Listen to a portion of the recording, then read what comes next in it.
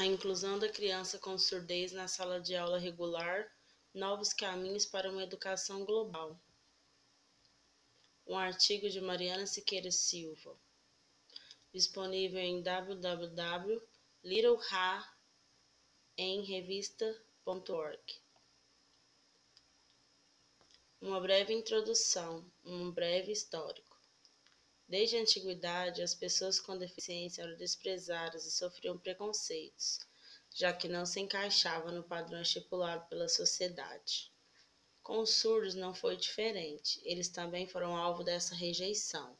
Eram maltratados, rotulados como incapazes e não eram considerados humanos, mas imperfeitos.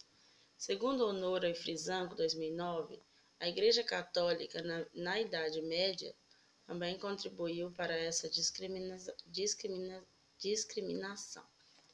De acordo com o catolicismo, Deus criou o homem segundo a sua imagem e semelhança. Assim, as pessoas deveriam ser perfeitas, e aquele que não se encaixava nesse padrão era ignorado, não aceito pela população. Ainda nesta época existiam os feudos. Os nobres, para não dividirem suas heranças, casavam-se entre si, o que resultou numa grande quantidade de surdos. A partir disto, começaram as primeiras tentativas de ensino para eles. Foram os monges enclausurados os primeiros a começarem estes ensinos. Isto porque eles estavam em voto de silêncio, para não ficarem totalmente incomunicáveis, criaram uma língua gestual para conversarem entre si. No final da Idade Média, começaram a surgir os primeiros propósitos de integrar os surdos na sociedade, porém a visão inclusiva ainda era ausente.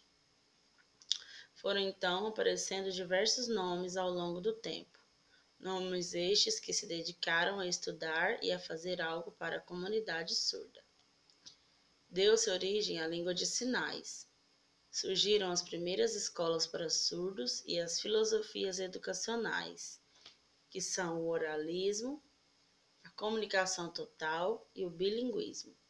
Vejamos o que são cada uma delas de acordo com Honora e Frisanco, 2009. Número 1. Oralismo. O oralismo é a primeira tendência educacional para surdos, que consistia em ensiná-los a compreender e produzir a língua oral. Acreditava-se que a língua de sinais impedia este processo e, por isso, a mesma era proibida. Número 2. A filosofia educacional, que se chama comunicação total. Segundo essa tendência educacional, que compreendia que toda forma de comunicação é válida, a fala, os gestos, mímicas, leitura orofacial, expressão facial e corporal, leitura, escrita e sinais. Número 3. Bilinguismo. A terceira tendência e a mais recente. Tem como princípio que o indivíduo surdo tem a primeira língua, a língua de sinais, e como segunda língua, a língua pátria. Nesta filosofia, a oralização não é obrigatória e é uma opção.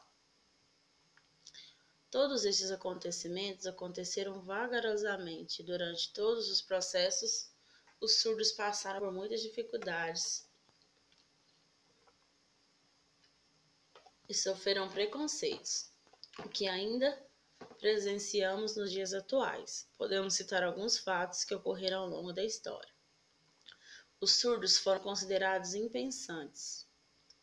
Os surdos foram rotulados como doentes mentais e muitos foram internados em hospícios. Os surdos eram considerados tolos e úteis apenas para o trabalho braçal. Os surdos proibiram a língua de sinais e tornaram a fala obrigatória. Os surdos foram forçados a realizar diversos tipos de exames clínicos, entre outras barbáries.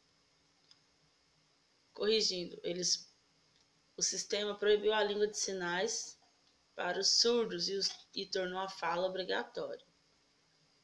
Atualmente, é perceptível que a comunidade surda rompeu paradigmas e conquistou espaço dentro da sociedade. No entanto, continua passando por dificuldades, já que a guerra entre os defensores do oralismo versus defensores da língua de sinais ainda não cessou. Schneider, 2006, em sua obra Educação de Surdos, Inclusão no Ensino Regular, comenta sobre este assunto.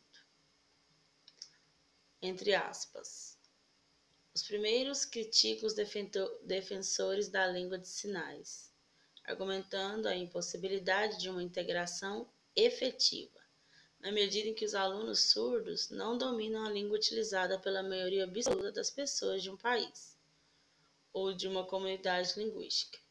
Por sua vez, os defensores da língua de sinais, como a primeira língua das comunidades surdas, sustentam que o oralismo, entre aspas, foi o responsável pela falta de sucesso da escolarização e socialização dos surdos, por impor uma língua que, pelas próprias condições orgânicas dos surdos, o não ouvir, não poderia se constituir como sua primeira língua.